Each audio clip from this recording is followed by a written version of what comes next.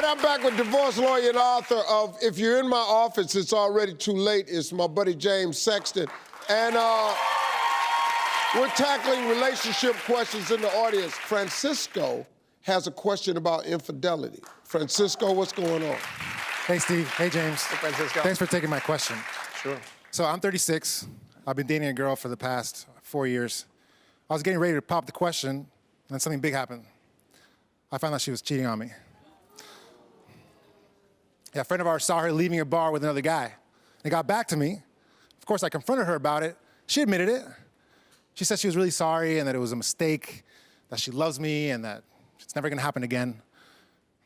Look, I love her, and I wanna believe her, but I don't wanna be made out a fool. I mean, I'm sure you've seen cheating in the office all the time. Any advice? Yeah, I mean, the first thing I'd say to you is that I'm sorry. Like, that's hard. That's the hardest thing there is. And there's a lot of kinds of cheating. I talk about that in my book, that there's different types of cheating, different types of affairs. The kind you're talking about is what I call the mistake, which is the person comes to you and they say, or they get caught, and they say, I made a mistake, I love you, I'm sorry this happened, I want to stay with you, I want to make it work. And in some ways, that's a little easier than when the person comes to you and says, I've met someone, I'm in love with them, and I'm leaving, okay? Because that's just crushing, to be told that, this person I love someone more than I love you. But in some ways, it's a lot harder, because now you have to decide a fundamental question, and here's the question. Can you take the same ingredients and cook something different with it, okay? The odds are really against you, okay? You got a lot of work to do if you want to make this work. But what I'll say to you is, in my experience, watching my clients, this is either the beginning of the end or it's the end of the beginning, okay? And whatever direction it is, you got some work, and I know I know you're gonna do that work if you need to, all right?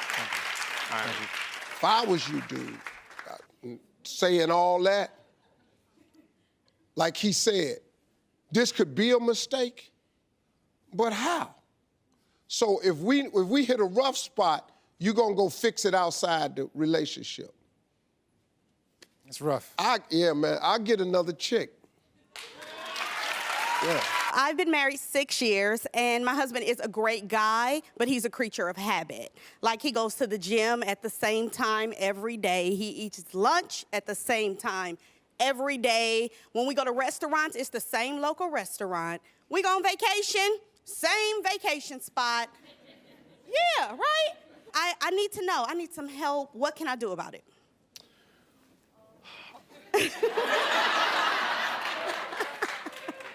So you married a guy who figures out that he likes something, and then he says, you know what? I'm sticking with this thing that I like, and I'm not gonna go chasing all kinds of other things because I really like the thing I like.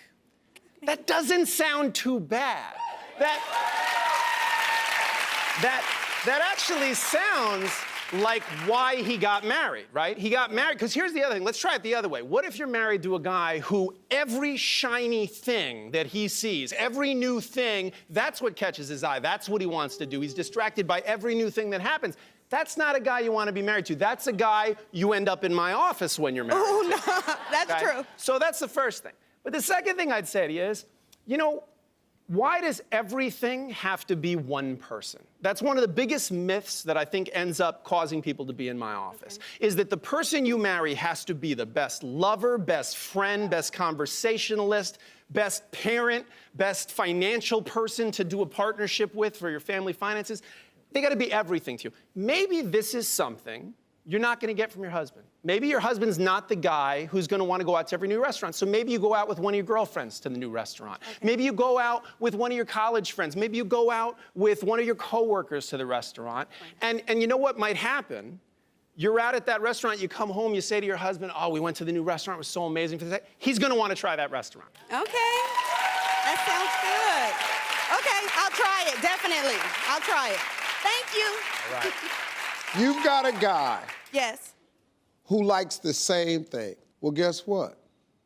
He wants the same chick. Oh. Yes, he does. Thank you. You got a good thing. Go on and ride it out. Thank you. You're doing all right. Stasia isn't sure if her man is husband material. Hi, Steve. Hi, James. Hi. So I've been with my boyfriend for about 3 years, and he's great. We always have a lot of fun together. He's always the life of the party, and everybody loves him. But here's the thing. He's a professional musician and on the road a lot and keeps late hours. Now, while that may be fun in a boyfriend, when I think about it long term, I'm just not sure. Any advice? I'd like to ask you a question. If you could have any car, what car would you have? A Lamborghini. Okay. I know that's right. You better want you something. So now let me ask you this. If I told you whatever car you pick, that's the only car you can drive for the rest of your life, okay? You'd change your answer. I know you would, because you're not gonna put a baby seat in the back of a Lamborghini. True. You're not gonna, when you're 80 years old, try to get into a Lamborghini, okay?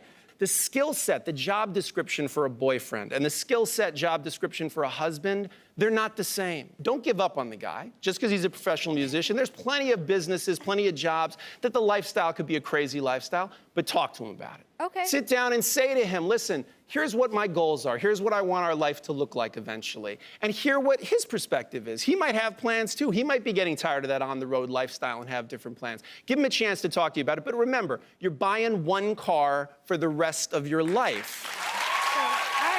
Let me ask you a question. Yes. Have you ever heard these words from him? One day I want to settle down. I want to get a family and have kids and have a wife. Not those exact words, but we've talked a little bit about it. What have you heard from him? Well, you know, that eventually he wants to get married and, you know, Yeah. have a family, and Right. but we didn't delve too deep into that Yeah, subject. okay. Yeah. Now let me ask you this. Did he say he wanted all that with you? Not yet. I'm telling y'all, ladies, this is how you got to pluck the game apart, because we experts at this. We say what we know you want to hear to keep the bait dangling on the hook. Yep. And your man is going to tell you, I want to get married one day, settle down, have some kids, get a house. Yeah, and then you automatically plug yourself into the equation. That happened. He never said he wanted that with you. You can't have doubts about him. You can't. If you got to wonder about him, he ain't it. Probably Thanks, ain't guys. it. Appreciate it. Well put. Thank you. Hey, you made it to the end of this video. I got a lot more that you're going to enjoy, so just click to watch the next one. And make sure you subscribe to always know what's happening.